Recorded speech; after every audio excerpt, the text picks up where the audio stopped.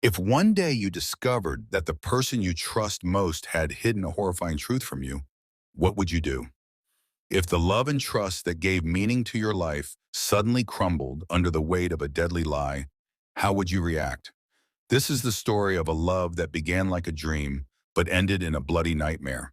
A tale that left Houston, Texas, in shock and terror.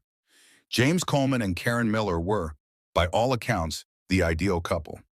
James, a 32-year-old man, was hardworking, kind, and family-oriented. With rugged features, a commanding presence, and a dependable nature, he was a pillar of support for those around him. Raised in a devoutly religious family, James adhered to traditional values and firmly believed that marriage should be built on love, respect, and trust. On the other hand, Karen, a 28-year-old woman with stunning beauty and a warm, outgoing personality, had made a name for herself in the world of hairstyling. Everyone who met her was captivated by her radiant smile and remarkable charisma. Her eyes sparkled with life, and her presence lit up any room she entered. Yet those enchanting eyes concealed a secret so dark that, when revealed, it would destroy everything. They first met at a church charity event. When James laid eyes on Karen, he knew there was something special about her. Their relationship blossomed quickly and passionately. From the start, James was certain that Karen was the woman he wanted to build his future with. His friends encouraged him, and his family adored Karen. James's mother called her the dream daughter-in-law, and his sisters bonded with Karen as though they had known her for years. On the anniversary of their first meeting, during a romantic dinner, James got down on one knee and offered Karen a ring. Overwhelmed with tears of joy, she said yes. Their wedding, held in an old Houston church, was nothing short of magnificent. Over 200 guests attended, all convinced that this couple was destined for a flawless life together.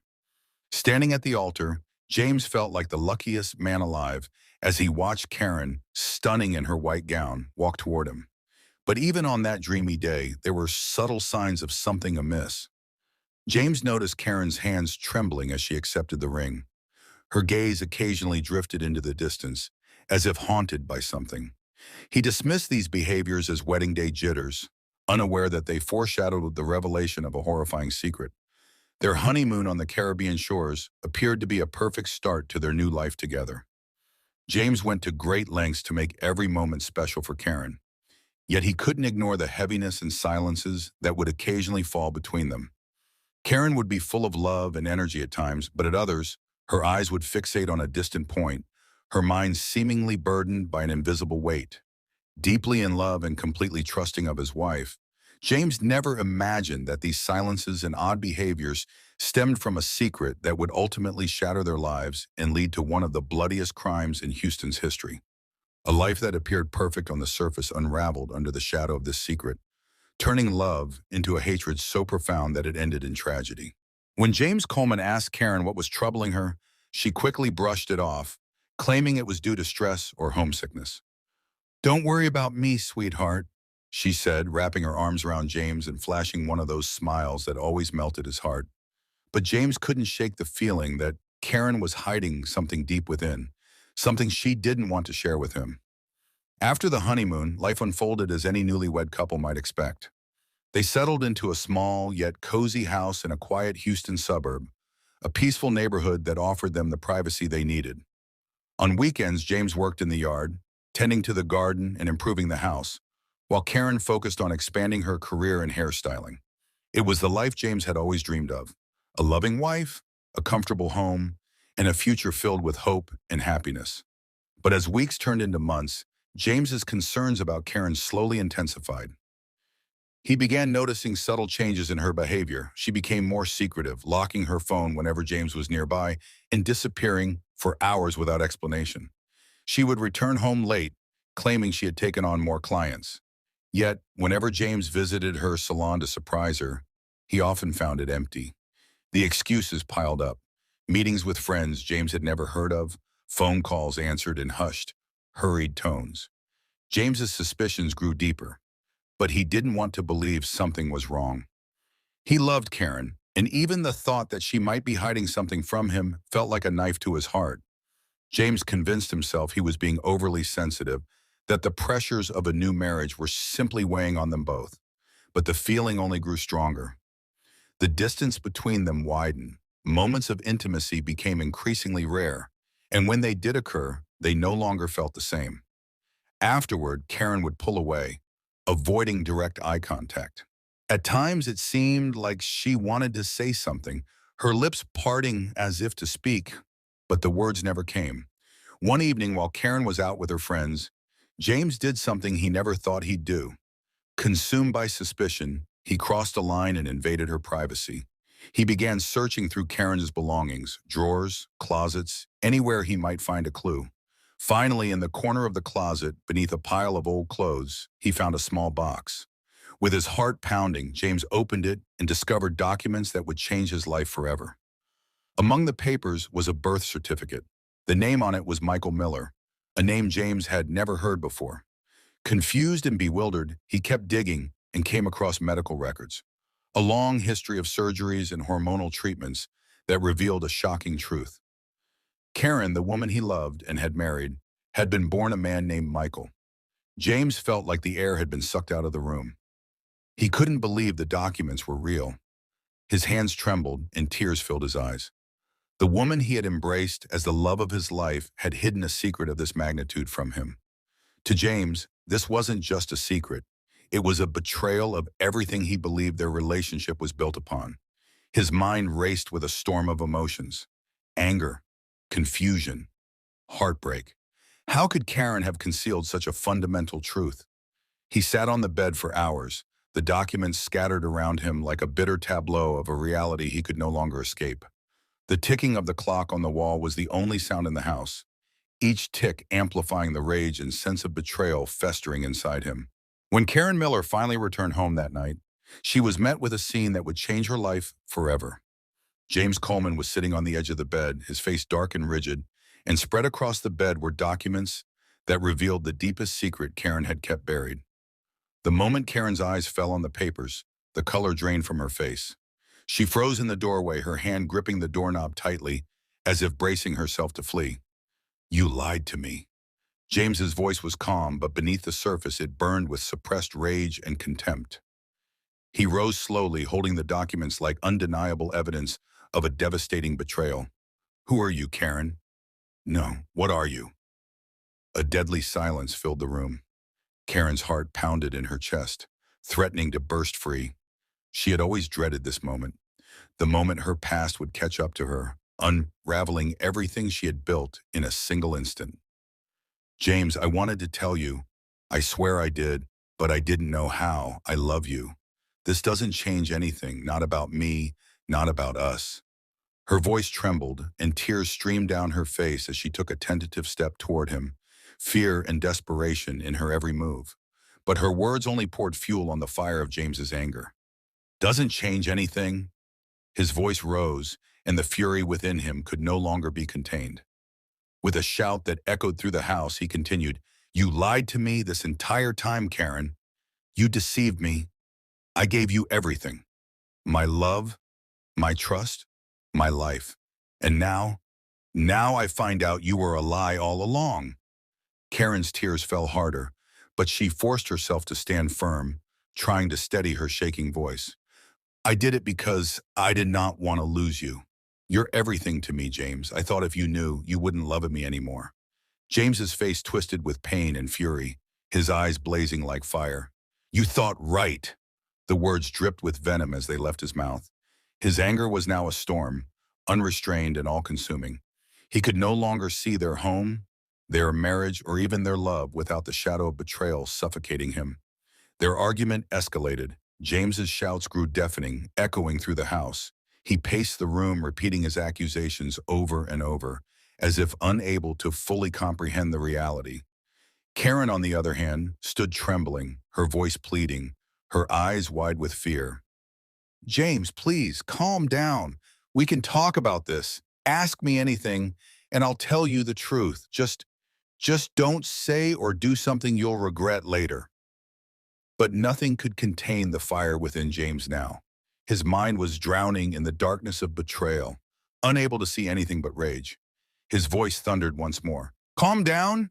You've been lying to me for years, and now you want me to calm down." In a moment of blind fury, James stormed toward the garage. His eyes fell on a hammer, and without hesitation, he grabbed it. The man Karen had once fallen in love with no longer existed. He returned to the house, his footsteps heavy, his eyes alight with rage. Karen stood frozen in the bedroom, terror gripping her. When she saw the hammer in James's hand, her voice broke as she whispered, "James, please, I'm begging you." But it was too late. James lunged toward her. He raised the hammer with all his strength, bringing it down in a violent strike. Karen's screams of pain and terror filled the house. But James was relentless. Blow after blow rained down, the fury in his heart drowning out her cries. Blood soon soaked the walls, and the house fell into a haunting silence as her body went limp. But the nightmare didn't end there. With eyes filled with madness, James dragged Karen's lifeless body toward the bathroom. Completely consumed by rage and insanity, he retrieved a kitchen knife and attacked her lifeless form, dismembering her. His actions were not guided by reason, but by the shadows of his unbridled rage, which had taken complete control of him. When detectives later arrived at the house, they described a scene unlike anything they had encountered in their careers. What had once been a home filled with love and hope was now a blood-soaked nightmare, the tragic culmination of a love story that had turned into a tale of madness and horror. By the time the police arrived at the house, Karen Miller's body was nearly unrecognizable. Her face and body had been brutally disfigured by James's unrestrained violence. When the officers broke down the door and entered, the scene they encountered was nothing short of a nightmare. Blood was splattered across the walls and floor, and in the center of the room, James sat motionless, drenched in blood, staring blankly into the void. His face was frozen in a grimace caught between disbelief and madness, as if he himself couldn't comprehend the magnitude of the horror he had unleashed. As his mind swirled in shock and numbness, James picked up his phone. His hands trembled as he dialed 911. When the operator answered, he barely whispered, I killed her." His voice was devoid of any emotion, cold and lifeless. The operator tried to keep him on the line and gather more details, but James was barely capable of coherent thought. All he knew was that his life, as he had known it, was over forever. When the police arrived at the house, James was still sitting on the floor beside Karen's lifeless, mutilated body. His face was streaked with tears, and his hands remained soaked with her blood. The man who had once been a hard-working, proud husband was now nothing more than a hollow shell, crushed under the weight of his heinous act. News of Karen's murder quickly spread throughout the small Houston neighborhood, and as the media covered the story, the brutal details of her death and the secrets of her life ignited heated debates across the country. Some painted James as a victim of betrayal, while others condemned him as a ruthless monster. Yet, in the end, none of this could bring Karen back. The secret she had kept out of fear of losing everything had now resulted in a violent and shocking death. As officers led James out of the blood-soaked house, the full extent of the tragedy became horrifyingly clear. Neighbors gathered outside, standing in stunned silence, their hushed whispers the only sounds breaking the oppressive stillness. The red and blue lights of police cruisers flickered against the facade of the suburban home, a home that would never again know peace. But James, still covered in Karen's blood, seemed detached from reality. His vacant, hollow eyes stared into the distance, as if unable to comprehend the nightmare he had created. When detectives arrived at the scene, even their years of experience investigating violent crimes had not prepared them for what they found. Karen's dismembered body lay in the bathroom. The house that had once symbolized love and hope was now a horrifying canvas of violence. At the police station, James sat in the interrogation room. His blood-stained clothes had been replaced with a simple white jumpsuit, but no amount of cleaning could erase the terror of that day from his mind or soul. For hours, detectives tried to uncover what had driven him to such unimaginable brutality. "Why did you do it, James?" one detective asked, his tone calm but firm, probing for a crack in the wall of silence James had built around himself. For the first time since his arrest, James lifted his head. His eyes were hollow, filled with shadows of grief and denial. A quiet, strained voice emerged. I didn't know. I didn't know what I was doing." His words were shaky and broken. "I loved her, and she lied to me. She wasn't who she said she was. The detective leaned forward, his tone sharpening. So you decided to beat her to death? To mutilate her body? Do you understand what you've done, James? James's gaze fell again. A heavy silence filled the room, the weight of his actions too immense to articulate. It was evident something inside him had fractured, a fragile soul pushed to the edge by a cocktail of betrayal, rage, and inner insecurity. This gruesome crime became infamous not only for its savage violence, but also for the controversy surrounding Karen's past. The revelation that she was a transgender woman sparked a wave of national debates. Discussions on gender identity, trust in relationships, and the boundaries of secrecy dominated headlines. But in the end, none of it could undo the loss of Karen Miller's life or diminish the sheer horror of the tragedy. Some describe James Coleman as a ruthless monster, a man driven by his inner insecurities to commit an unforgivable act. Others, uncomfortably, saw him as a victim of deception that blurred the lines of trust and identity. As the trial date approached, James's legal team embarked on a frantic effort to build a defense based on mental duress in a moment of insanity. They argued that James was a man who, confronted with profound betrayal, lost control and acted in a dark, impulsive moment. Yet, the truth revealed in court painted a more harrowing picture, an unplanned but unrelentingly violent murder. Prosecutors portrayed James as a man who committed an act beyond redemption. They demonstrated that the crime was the result of blind rage, personal weakness, and an inability to face reality. Graphic evidence of the horrifying scene, blood-stained walls, the fatal hammer, and Karen Miller's mutilated body was presented in court, leaving the courtroom shrouded in an oppressive silence. The moment no one could hold back their tears came when Karen's mother took the witness stand. In a trembling voice, she recounted memories of her daughter, a woman who longed for love and acceptance, but fell victim to the most horrific fate. Choking back tears, she said, "Karen just wanted to be seen, to be accepted. Was that too much to ask?" Her words struck the conscience of everyone present like a hammer, plunging the room into a mournful silence. After weeks of testimony and argument, the jury reached a verdict. James Coleman was guilty of first-degree murder. James did not lift his head as the verdict was read. Once a man who wore a smile of hope and success, he now bore the hollow mask of a broken soul. He had lost everything: love, his future, and even himself. As officers escorted him out of the courtroom, his eyes briefly met Karen's family. Their faces were etched with grief, but a forceful resolve for justice glimmered in their eyes. No sentence could bring Karen back or heal the profound pain they carried. Even after the case was closed, the controversy lingered. Social media exploded with documentaries, analyses, and discussions of the brutal crime. Courtroom videos garnered millions of views, and the hashtag Justice for Karen trended widely. Karen's friends and supporters mourned the loss of a woman who simply wanted to be herself. They launched a global campaign advocating for greater awareness and protection for trans individuals. The movement reignited attention to the alarming violence faced by transgender women, especially Black trans women.